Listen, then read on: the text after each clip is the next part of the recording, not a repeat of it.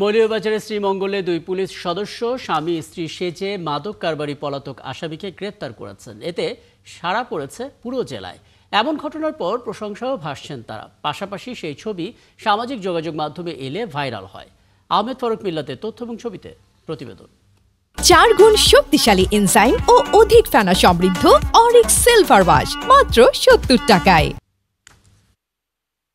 বোরকা আর মাস্ক পরে হোন্ডার পেছনে বসে আছেন এক নারী। এমন দৃশ্য খুব স্বাভাবিক হলেও তিনি কোনো নারী নয়। তিনি শ্রীমঙ্গল থানার তরুণ এএসআই শরাফত আলী, আর টুপি পাঞ্জাবি পরে হোন্ডা চালাচ্ছেন একই থানার কনস্টেবল রুকন উদ্দিন। এমন কৌশলের কারণ ভারতীয় সীমান্ত ঘেঁষা শ্রীমঙ্গল উপজেলার এলাকাগুলোতে চোরাচালান চক্রের সাথে জড়িত মাদক কারবারি স্বপন মিয়াকে গ্রেপ্তারের জন্য। এর আগে একাধিক অভিযান চালিয়েও ব্যর্থ হচ্ছিল আইনশৃঙ্খলা বাহিনী। অবশেষে ভিন্ন পথ বেছে নেন এই দুই পুলিশ সদস্য। গত শনিবার 8 নভেম্বর বিকেলে শ্রীমঙ্গলের কুঞ্জবন গ্রামের স্বপনের বাড়িতে যান স্বামী স্ত্রী সেজে। পথে স্বপনের কোনো সোর্সই তাদের চিনতে পারেনি। প্রথমে আমাদেরকে বলে যে রোহন ভাই এই ঘটনা, তখন দুজনে বসে একটু পরামর্শ করলাম, করে এইভাবে যাইতে হবে।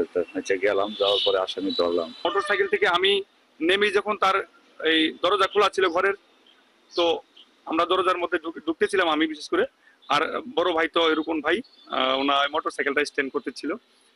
তার বউয়ের একটা শব্দ পেয়েছিলাম যে এই বেড টেন কোথা থেকে আসছে, বেড টেন কোথা থেকে আসছে, আমার ঘরের মধ্যে ঢুকছে কেন। সরাসরি গিয়ে দেখি স্বপন, যে আসামি আমাদের, স্বপন বিছানার মধ্যে শুয়ে আছে। ভারপ্রাপ্ত কর্মকর্তার নির্দেশে এভাবে আসামি গ্রেপ্তার করতে পেরে বেশ খুশি পুলিশ সদস্যদের পাশাপাশি অন্যরাও। আশপাশে যে সকল থানা আছে ওনারাও আমাদের কাছ থেকে আসল ঘটনাটা জানতে চাচ্ছেন।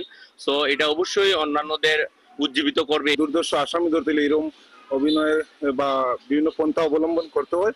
এই ধরনের আসামি এভাবেই বা ভিন্ন কৌশলে তাদেরকে গ্রেপ্তার করা উচিত।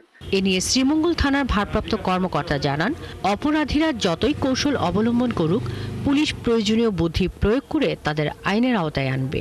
লুঙ্গি এবং পাঞ্জাবি পরে টুপি পরে স্বামী স্ত্রীর মতো এটা সাজিয়ে তাদেরকে আমরা ওই এলাকায় পাঠিয়ে দিয়েছি এবং পরিশেষে আমরা সফল হয়েছি, তাকে গ্রেপ্তার করতে সক্ষম হয়েছি। আসলে এটা আমাদের কৌশল মাত্র, এটা একটা কৌশল। এছাড়া আমরা আসামি গ্রেপ্তার করতে বিভিন্ন কৌশল অবলম্বন করে। গ্রেপ্তার স্বপন মিয়াকে 9 নভেম্বর জেলা আদালতের মাধ্যমে কারাগারে পাঠানো হয়। শাকিলা শম্পা, 71।